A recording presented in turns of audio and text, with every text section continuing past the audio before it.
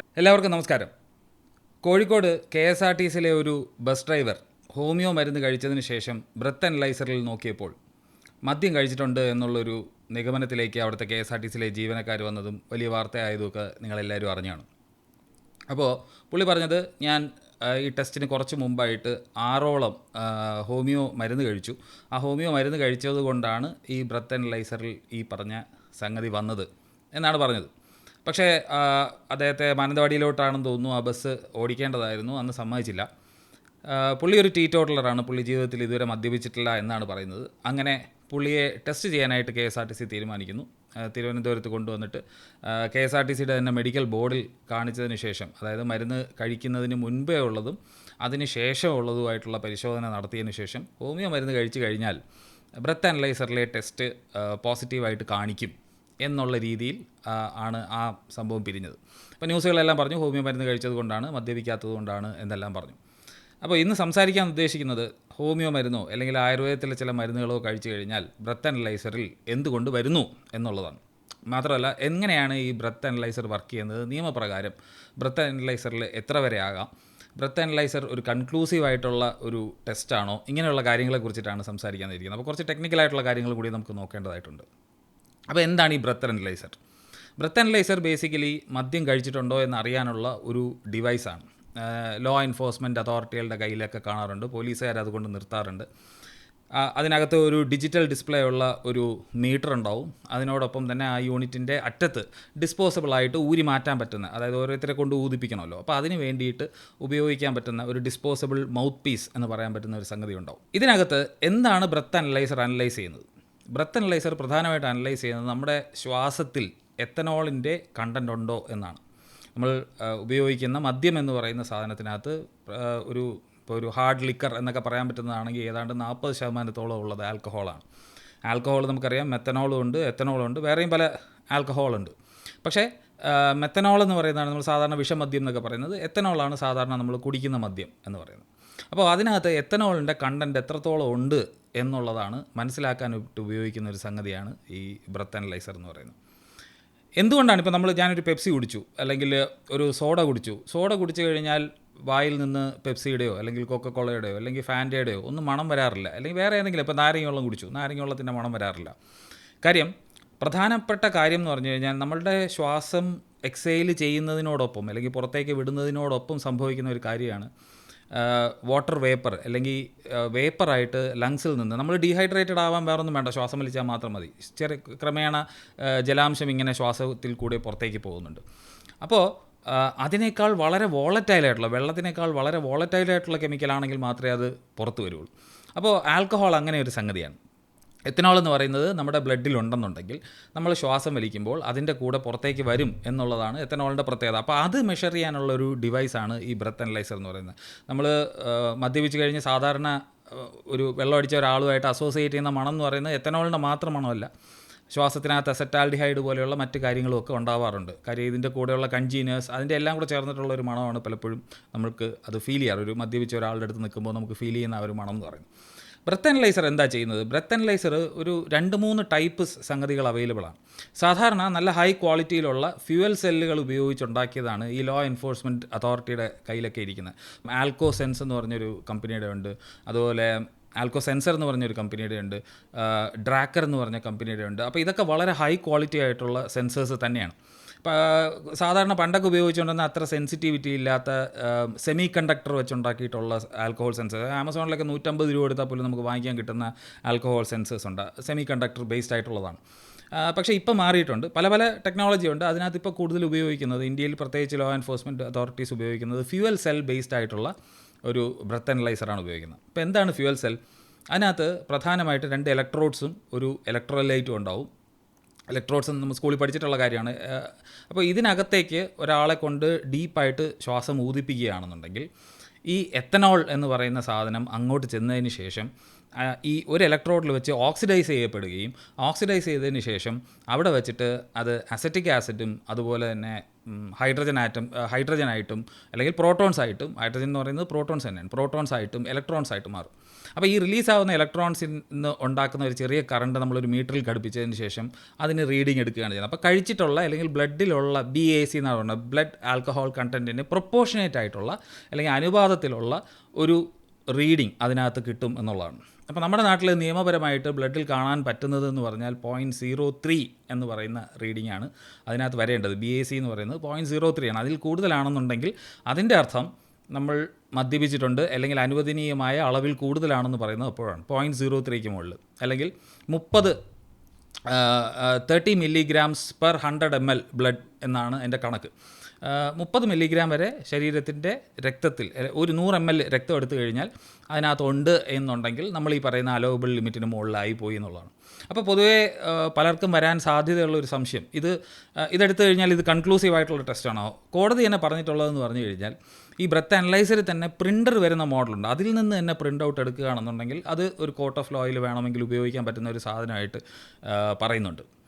പക്ഷേ ഏറ്റവും കൺക്ലൂസീവ് ആയിട്ടുള്ള ടെസ്റ്റ് അല്ലെങ്കിൽ തെറ്റില്ലാത്ത ടെസ്റ്റ് എന്ന് പറയുന്നത്, പക്ഷേ അത് ഒരുപാട് സമയമെടുക്കും. നമ്മുടെ തന്നെ ശരീരത്തിൽ നിന്ന് ബ്ലഡ് എടുത്തതിന് ശേഷം ഏതെങ്കിലും ഒരു മെഡിക്കൽ ഡോക്ടറിൻ്റെ അടുത്ത് കൊണ്ടുപോയതിന് ശേഷം അവിടുത്തെ ലാബിൽ കൊടുത്ത് പരിശോധന നടത്തുക എന്നുള്ളതാണ്. അങ്ങനെ കിട്ടുന്ന ടെസ്റ്റ് എന്ന് പറയുന്നത് വളരെ കൃത്യമായിട്ട് നമുക്ക് പറയാൻ പറ്റുന്ന കാര്യമാണ്.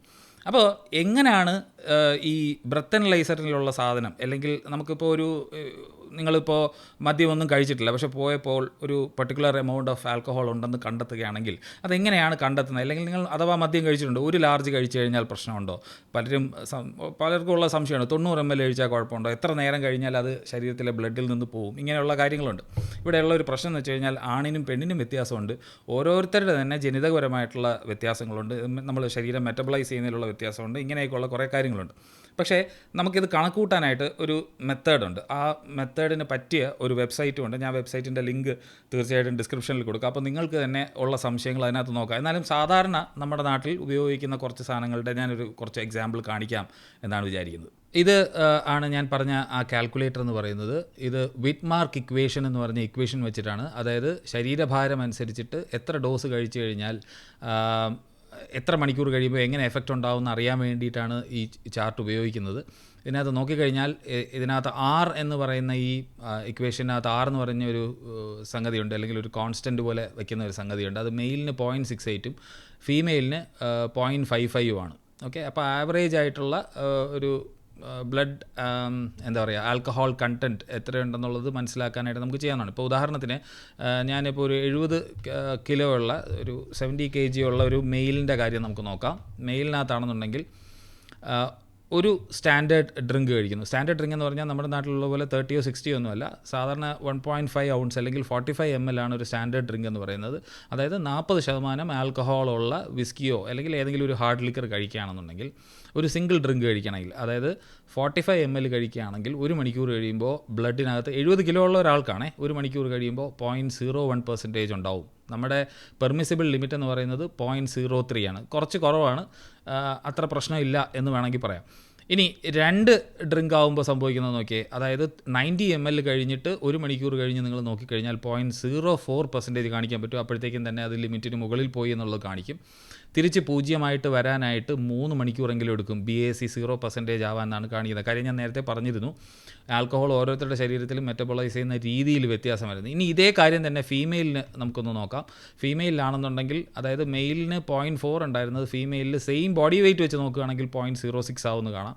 നമുക്കൊരു ശരാശരി ഫീമെയിലിൻ്റെ ഒരു 60 കിലോ വെച്ച് കണക്ക് കൂട്ടുകയാണെന്നുണ്ടെങ്കിൽ 0.07 വരുന്നു എന്നുള്ളത് കാണാം. അതായത് ഫീമെയിൽസിലും മെയിൽസിലും അത് ചെയ്യുന്ന രീതിയിൽ ഒരുപാട് വ്യത്യാസം ഉണ്ടെന്നുള്ളതാണ് നമ്മൾ മനസ്സിലാക്കേണ്ടത്. അതുപോലെ തന്നെ ഒരു സിംഗിൾ സ്റ്റാൻഡേർഡ് ഡ്രിങ്ക് കഴിച്ചാൽ തന്നെ, അതായത് 60 കിലോ ഉള്ള ഒരു സ്ത്രീ ആണെന്നുണ്ടെങ്കിൽ ഒരു സിംഗിൾ സ്റ്റാൻഡേർഡ് ഡ്രിങ്ക് അല്ലെങ്കിൽ 45 ml കഴിച്ചാൽ പോലും ഒരു ഹാർഡ് ലിക്കർ കഴിക്കുകയാണെങ്കിൽ 0.03% വരും എന്നാണ് ഈ കാൽക്കുലേറ്ററിൽ നമുക്കറിയാൻ പറ്റുന്നത്. ഇനി മെയിലിനകത്ത് വീണ്ടും ഒരു 70 കിലോ ഉള്ള ഒരു മെയിലിൻ്റെ കാര്യം നമുക്ക് നോക്കാം. സാധാരണ നമ്മുടെ നാട്ടിൽ കിട്ടുന്ന മറ്റൊരു സാധനമാണല്ലോ ബിയറിനകത്ത് നമ്മൾ നോക്കുകയാണെന്നുണ്ടെങ്കിൽ, ലിക്കറിനെ ഞാൻ 0 ആക്കിയിട്ട് ബിയറിനകത്ത് നമ്മൾ നോക്കുകയാണെന്നുണ്ടെങ്കിൽ, ഇത് ഇപ്പോൾ 12 ounce ആണ് കാണിച്ചിരിക്കുന്നത്. നമ്മുടെ ഇവിടെ കൂടുതലും കിട്ടുന്നത് 650 ml ആണ് ഒരു ഫുൾ ബോട്ടിൽ ബിയർ എന്ന് പറഞ്ഞു കഴിഞ്ഞാൽ.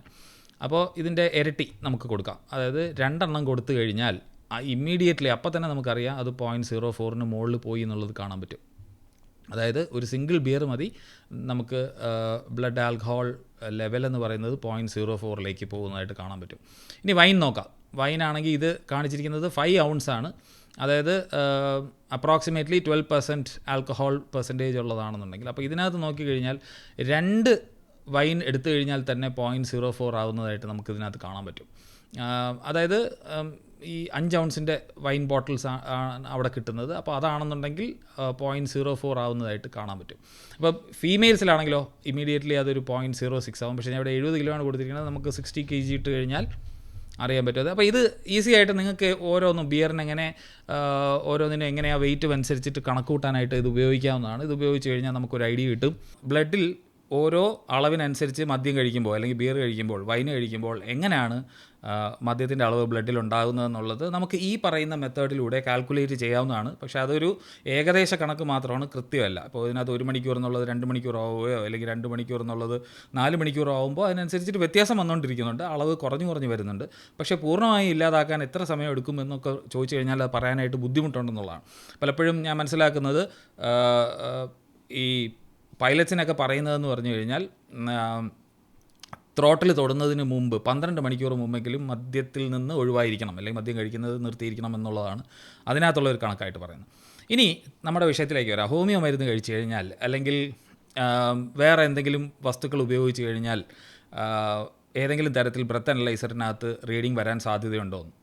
ആക്ച്വലി വരാൻ സാധ്യതയുണ്ട് എന്നുള്ളതാണ് സത്യം. ഇപ്പോൾ ഉദാഹരണത്തിന് ഹോമിയോ മരുന്ന് അവിടെ നിൽക്കട്ടെ, ഒരു മൗത്ത് വാഷ്, എത്തനോളുള്ള ഒരു മൗത്ത് വാഷ് ഉപയോഗിച്ചാലോ, ഇനി മൗത്ത് വാഷ് തന്നെ വേണമെന്നില്ല, പഴയ സെമി കണ്ടക്ടർ ബേസ്ഡ് ആയിട്ടുള്ളതൊക്കെ ആണെങ്കിൽ നിങ്ങൾക്ക് ഡയബറ്റിക് ആയിട്ടുള്ള ഒരു ആളാണ് നിങ്ങളെങ്കിൽ, അല്ലെങ്കിൽ ഡയബറ്റീസ് എന്ന് പറഞ്ഞ കണ്ടീഷൻ നിങ്ങൾക്ക് ഉണ്ടെന്നുണ്ടെങ്കിൽ ചില ആളുകളിൽ ചില കണ്ടീഷൻ വരുമ്പോൾ അസറ്റോൺ എന്ന് പറഞ്ഞ വാതകം, അസറ്റോൺ നമ്മുടെ ശരീരത്തിൽ ധാരാളം കാണാൻ സാധ്യതയുണ്ട്. അപ്പോൾ അസറ്റോൺ ബ്രത്ത് വഴി പുറത്തോട്ട് ഒരു ഫ്രൂട്ടി സ്മെല്ലാണ് അതിന്. ഏതുപോലെ എന്ന് പറഞ്ഞു കഴിഞ്ഞാൽ നമ്മുടെ നെയിൽ പോളിഷ് റിമൂവറിൻ്റെ പോലത്തേക്ക് ഒരു മണം. ആ മണം ഉണ്ടെന്നുണ്ടെങ്കിലും പഴയ സെമി കണ്ടക്ടർ ബേസ്ഡ് ആയിട്ടുള്ള സാധനങ്ങൾക്ക് അലാം അടിക്കാനുള്ള സാധ്യതയുണ്ട് എന്നുള്ളതാണ് ഞാൻ പറഞ്ഞു വരുന്നത്.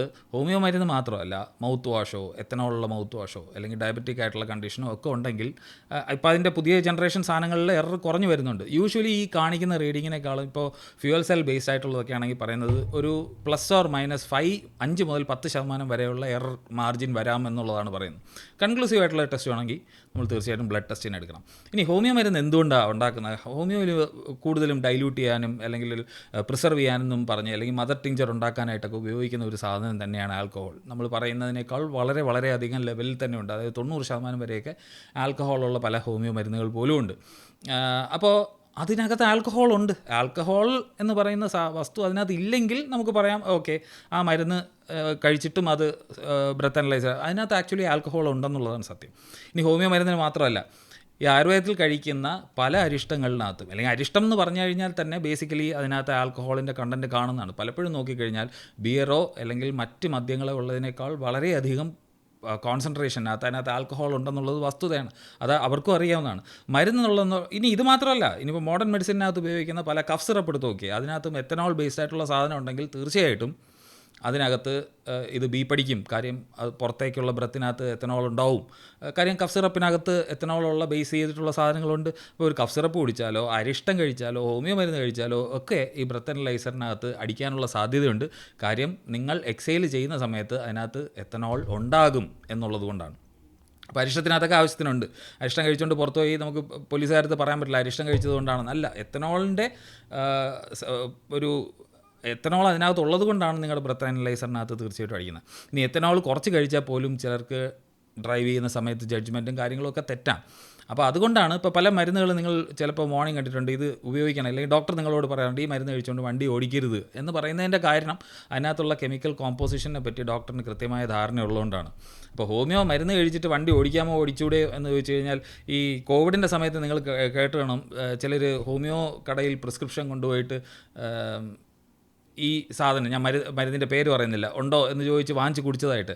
കാര്യം എന്ന് പറഞ്ഞു കഴിഞ്ഞാൽ അതിനകത്ത് നല്ല ശതമാനം ആൽക്കഹോൾ ഉണ്ടെന്നുള്ളതും അതുപോലെ വിഡ്രോയൽ തോന്നുന്നവർ അവിടെ പോയിട്ട് ആ മരുന്ന് വാങ്ങിച്ച് കഴിച്ചിരുന്നു എന്നുള്ളത് കൊണ്ടാണ്. അതിനെ നിങ്ങളെ ഇൻടോക്സിക്കേറ്റ് ചെയ്യാനും നിങ്ങളുടെ ഡ്രൈവിംഗ് ചെയ്യുന്ന സമയത്ത് നിങ്ങളുടെ ജഡ്ജ്മെൻറ്റ് ഇമ്പയർ ചെയ്യാനൊക്കെ ഉള്ള കഴിവുണ്ട് എന്നുള്ളതാണ് സത്യം. ആൽക്കഹോളാണ് ഈ പറയുന്ന പ്രശ്നം ഉണ്ടാക്കണമെങ്കിൽ ഈ ആൽക്കഹോൾ അതിനകത്തും ഉണ്ട് എന്ന് മനസ്സിലാക്കുക. ഇപ്പോൾ ഇതിനകത്ത് പറയാൻ പറ്റുന്നൊരു കാര്യം എന്താണ്? വളരെ സിമ്പിളായിട്ട് പറയാൻ പറ്റുന്ന ഒരു കാര്യം എന്ന് വെച്ച് കഴിഞ്ഞാൽ ഈ പറയുന്ന വസ്തുക്കളിലെല്ലാം ആൽക്കഹോളിൻ്റെ പെർസെൻറ്റേജ് ഉള്ളത് കൊണ്ട് തന്നെയാണ് ആ മീറ്റർ അല്ലെങ്കിൽ ആ ഒരു ഡിവൈസ് ബീപ്പ് ചെയ്യുന്നത്, അല്ലെങ്കിൽ അതിനകത്ത് ആൽക്കഹോളിൻ്റെ പെർസെൻറ്റേജ് കാണിക്കുന്നത്. മരുന്നാണ് എന്ന് പറഞ്ഞത് മീറ്റർ അല്ലെങ്കിൽ ഈ പറയുന്ന ഡിവൈസിന് അറിഞ്ഞോളണം എന്നില്ലല്ലോ. അപ്പോൾ എത്തനോൾ ശരീരത്തിലുണ്ടെങ്കിൽ ബാക്കി എൻ്റെ ശരീരത്തിൽ പ്രവർത്തിക്കുന്നത് പോലെ തന്നെയായിരിക്കും, അല്ലെങ്കിൽ കുറച്ച് അങ്ങോട്ടും ഇങ്ങോട്ടും ഏറ്റക്കുറച്ചിലുണ്ടെങ്കിലും നിങ്ങളുടെ ശരീരത്തിലും പ്രവർത്തിക്കുന്നത്. എനിക്ക് ആൽക്കഹോൾ അടിച്ചിട്ട് ഇമ്പയർമെൻറ്റ് ഉണ്ടാവുമെങ്കിൽ, അല്ലെങ്കിൽ ജഡ്ജ്മെൻറ്റിനകത്ത് എന്തെങ്കിലും പ്രശ്നം ഉണ്ടാവുന്നുണ്ടെങ്കിൽ, അതേ സാധനം തന്നെ ഇത് മരുന്നാണെന്ന് പറഞ്ഞ് ആൽക്കഹോൾ എടുത്തിരുന്നാലും പ്രശ്നം ഉണ്ടാവും എന്നുള്ളത് നമ്മൾ മനസ്സിലാക്കേണ്ട ഒരു കാര്യമാണ്.